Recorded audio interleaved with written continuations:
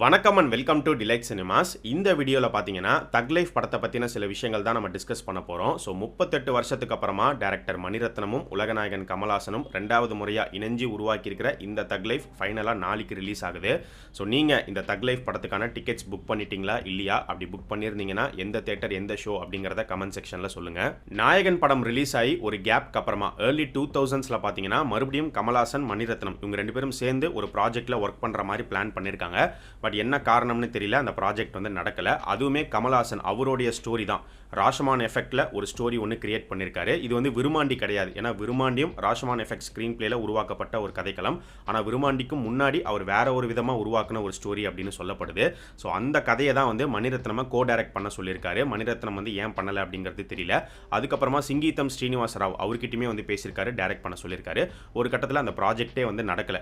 So அதுக்கப்புறம் தான் மணிரத்னம் வந்து ஆயுத எழுத்து படம் எடுக்க போயிட்டாரு. கமல்ஹாசன் வந்து ராஷமான் எஃபெக்ட்ல வேற ஒரு விதமா விருமாண்டி அப்படிங்கிற ஒரு படத்தை எடுத்தாரு. உங்க எல்லாருக்கும் ஞாபகம் இருக்கும் அப்படின்னு நினைக்கிறேன். விஸ்வரூபம் பார்ட் 1 ரிலீஸ் ஆனதுக்கு அப்புறமா ஒரு நியூஸ் வந்தது. கமல்ஹாசன் வந்து டைரக்டா ஹாலிவுட்டுக்கு போறாரு, ஒரு ஹாலிவுட் படம் பண்ண போறாரு. அந்த ப்ராஜெக்டை Lord of the Rings producer தான் தயாரிக்க போறாரு அப்படின்னு சொல்லப்பட்டுச்சு. So Lord of the Rings ப்ரொடியூசரே என்ன சொல்லியிருந்தாருன்னா, விஸ்வரூபம் படம் பார்த்தா எனக்கு ரொம்ப பிடிச்சிருந்தது, கமல்ஹாசன் கூட சேர்ந்து ஒர்க் பண்றது எனக்கு ரொம்ப சந்தோஷம். நாங்க ஒர்க் பண்ற இந்த ப்ராஜெக்ட் வந்து ஒரு இந்தியன் ஸ்டைல் ஆஃப் ஹாலிவுட் ஃபிலிமா இருக்கும் அப்படிங்கிற மாதிரி அவர் சொல்லியிருந்தாரு. அண்ட் கமல்ஹாசன் அந்த ப்ராஜெக்ட்டை பத்தி என்ன சொல்லியிருந்தாரு அப்படின்னு பார்த்தீங்கன்னா, நான் இந்த படத்தில் நடிக்கிறேன், ரைட்டராகவும் இருக்கேன், டைரக்ட் பண்ணுவேனா அப்படிங்கிறது தெரியாது, அது வந்து ப்ரொடியூசரை பொறுத்து. ஒருவேளை அவர் டைரக்ட் பண்ண சொன்னார்னா நானே டைரக்ட் பண்ணுவேன், இல்லை அவங்க ஹாலிவுட்லேருந்து யாராவது ஒரு டைரக்டரை கொண்டு வராங்க அப்படின்னா அதுவும் எனக்கு ஓகே தான் அப்படிங்கிற மாதிரிலாம் அவர் சொல்லியிருந்தார். ஆக்சுவலாக அந்த ப்ராஜெக்ட் வந்து பார்த்தீங்கன்னா ஆரம்பத்தில் கமல்ஹாசன் மணிரத்னம் சேர்ந்து ஒர்க் பண்ணுறதா இருந்த அந்த ராஷமான் எஃபெக்ட் ஸ்டோரி, அதை தான் கமல்ஹாசன் ஹாலிவுட்டில் இப்போ படமாக பண்ண போகிறாரு அப்படிங்கிற மாதிரி அந்த டைமில் ஒரு நியூஸ் வந்தது. எந்த அளவுக்கு உண்மை அப்படிங்கிறது தெரியல. ஸோ ரொம்ப வருஷத்துக்கு அப்புறமா இப்போ வந்து பார்த்தீங்கன்னா மணிரத்னம் வந்து கமல்ஹாசனை வந்து அப்ரோச் பண்ணியிருக்காரு. RKFIல வந்து பொன்னியின் செல்வன் பண்ணலாம் அப்படின்னு. ஆனால் பொன்னியின் செல்வன் படமும் பெருசு, பட்ஜெட்டும் பெருசு, வேண்டாம் அப்படிங்கிற மாதிரி கமல்ஹாசன் சொல்லிட்டாரு. பொன்னியின் செல்வன் வந்து லைக்கா கிட்ட போய் வேற விதமாக உருவாகி 2 பார்ட்டாக வந்து ரிலீஸ் பண்ணிட்டாங்க. ஸோ அதுக்கப்புறமா ஏற்கனவே கமல்ஹாசன் எழுதி வச்சிருந்த ஒரு கதை, முன்னாடியே ஒரு படம் பண்ணலான்னு ஆசைப்பட்ட அமர் ஹே அப்படிங்கிற ஒரு ஸ்கிரிப்ட், கமல்ஹாசனுடைய ஐபேடில் 400 ஸ்கிரிப்ட் இருக்குது அப்படிங்கிற மாதிரி ஜோஜு ஜார்ஜியை வந்து சொல்லியிருப்பாரு. ஸோ அதில் ஒரு ஸ்கிரிப்டான அமர் ஹே ஸ்கிரிப்டை எடுத்து அது மணிரத்னமுக்கு பிடிச்சி போய் அந்த ஐடியா மட்டும் எடுத்துக்கிட்டு இவருடைய ஸ்டைலில் கம்ப்ளீட்டாக வேற விதமாக உருவாக்கியிருக்கிற ஒரு படம் தான் தக் லைஃப் அப்படிங்கிற மாதிரி சொல்லப்படுது. நம்ம ஏற்கனவே சொல்லியிருக்கோம், இந்த அமர் ஹே ஸ்கிரிப்டை ஆரம்பத்தில் கமல்ஹாசன் வந்து ஹிந்தியில் தான் படமாக்குற மாதிரி இருந்தார். ஹிந்தியில் கமல்ஹாசன், சைஃப் அலி கான் இவங்க 2 பேரும் சேர்ந்து நடிக்க போகிறாங்க அப்படிங்கிற மாதிரிலாம் நியூஸ் வந்தது. மும்பை, டெல்லி, நார்த் இந்தியாவில் ஒரு சில லொக்கேஷன்ஸ், ஃபாரின்லலாம் போய் ஷூட் பண்ண போகிறாங்க அப்படிங்கிற நியூஸ்லாம் அந்த டைம்லேயே வந்தது. ஆனால் அதுக்கப்புறமா அந்த ப்ராஜெக்டும் அப்படியே வந்து ட்ராப் ஆயிடுச்சு. தக் லைஃப் அப்படிங்கிற இந்த டைட்டில் எடுத்துக்கிட்டோம் அப்படின்னா, ஆரம்பத்தில் இந்த ப்ராஜெக்ட் அனௌன்ஸ் பண்ணும்போது இந்த படத்துடைய டைட்டில் வந்து தக் லைஃப் அப்படின்னு சொல்லும்போது நிறைய பேருக்கு ஆச்சரியமாக தான் இருந்திருக்கும். எந்த விதத்தில் அப்படின்னு பார்த்தீங்கன்னா, டைரக்டர் மணிரத்னம் இது வரைக்கும் நிறைய படங்கள் எடுத்திருக்காரு. ஆனால் ஒரு படத்துக்கு கூட அவர் இங்கிலீஷ் டைட்டில் வச்சதே கிடையாது.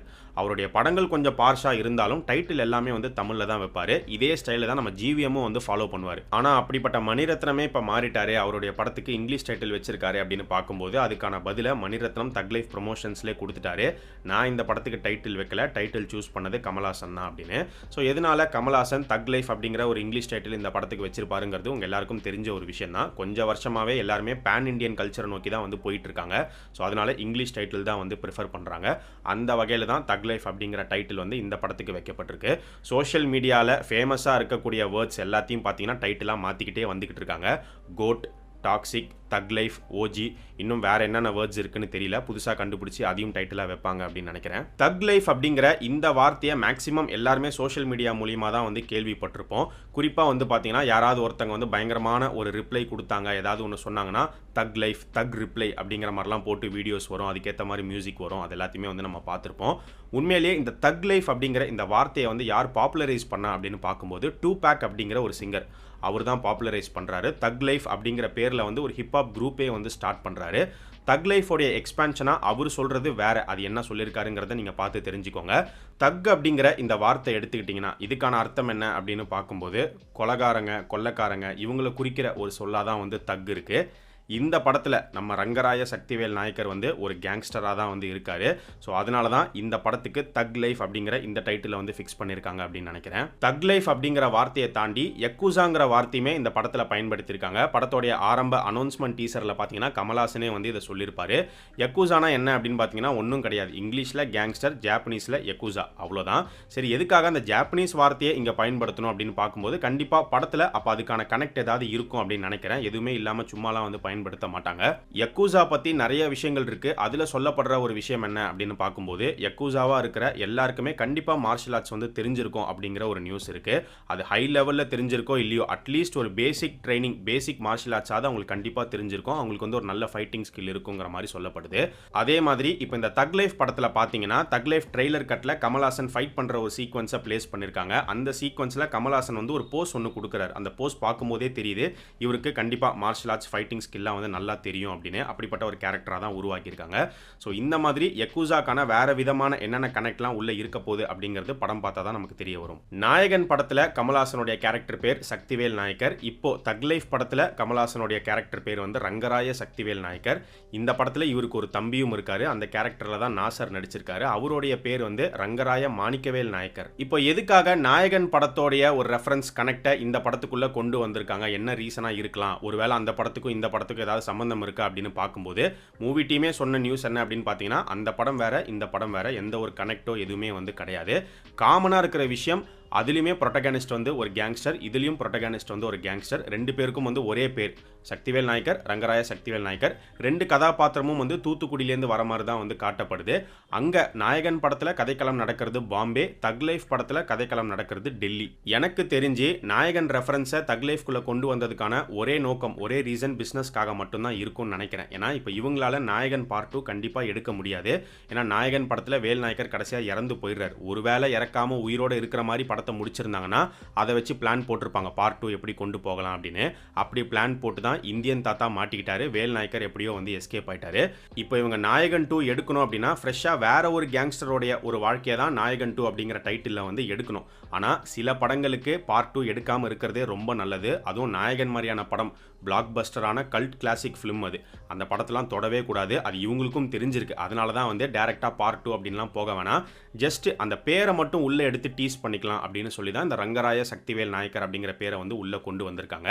மேபி தக் லைஃப் படத்தில் இதை தாண்டி நாயகன் படத்தோடைய வேறு சில ரெஃபரன்ஸும் இதுக்குள்ளே வந்து அங்கங்கே வந்துட்டு போகிறதுக்கு வாய்ப்புகள் இருக்குது. ஃபார் எக்ஸாம்பிள் நாயகன் படத்தில் பார்த்தீங்கன்னா நிறைய டைலாக்ஸ் வந்து ஃபேமஸான டைலாக்ஸ். நான் அடித்தா நீ செத்துருவ, நீங்கள் நல்லவரா கெட்டவரா, இந்த மாதிரி நிறைய டைலாக்ஸ் இருக்கும். மேபி அது எல்லாத்தையுமே இந்த தக் லைஃப்குள்ளே அங்கங்கே டீஸ் பண்ணுறதுக்கும் வாய்ப்புகள் இருக்குது. ஸோ தக் லைஃப் ப்ரொமோஷன்ஸில் கமல்ஹாசன் வந்து ஒரு விஷயம் சொல்லியிருந்தார். அவர்கிட்ட யாரோ கேட்டிருக்காங்க போல், இந்த மாதிரி ரொம்ப வருஷத்துக்கு அப்புறம் நாயகன் படத்துக்கு அப்புறமா நீங்களும் மணிரத்னமும் சேர்ந்து இப்போ இந்த தக் லைஃபை உருவாக்கியிருக்கீங்க. அப்படி இருக்கும்போது கண்டிப்பாக ஆடியன்ஸ் மத்தியில் ஒரு பெரிய எதிர்பார்ப்பு இருக்கும். நாயகன் கிட்ட இந்த படம் வருமா, நாயகனை இந்த படம் மீட் பண்ணுமா அப்படின்னு. அதுக்கு கமல்ஹாசன் வந்து என்ன சொல்லியிருந்தார் அப்படின்னு பார்த்தீங்கன்னா, அது எப்படி நீங்கள் எங்களை வந்து அண்டர் எஸ்டிமேட் பண்ணுவீங்க, நாயகனை மீட் பண்ணுறது இல்லை, நாயகனை வந்து பீட் பண்ணுற விதமாக தான் இந்த தக் லைஃப் வந்து நாங்கள் எடுத்திருக்கோங்கிற மாதிரி அவர் வந்து ரொம்ப கான்ஃபிடென்ட்டாக பேசியிருக்காரு. பட் என்னை பொறுத்த வரைக்கும் இது என்னுடைய ஒப்பீனியன், தக் லைஃப் வந்து எப்படி இருக்க போகுதுங்கிறது படம் பார்த்தா தான் நமக்கு தெரிய வரும். படம் நல்லா இருக்கலாம், நல்லா இல்லாமல் போகலாம், என்ன வேணாலுமே ரிப்போர்ட் வரலாம். பட் ஒருவேளை தக் லைஃப் வந்து பயங்கரமாக இருக்குது, பிளாக் பஸ்டர் அப்படிங்கிற மாதிரி நியூஸ் வந்தாலுமே கண்டிப்பாக தக் லைஃபால் நாயகன் பக்கத்தில் கூட வர முடியாது, நாயகனை பீட் பண்ணவே முடியாது.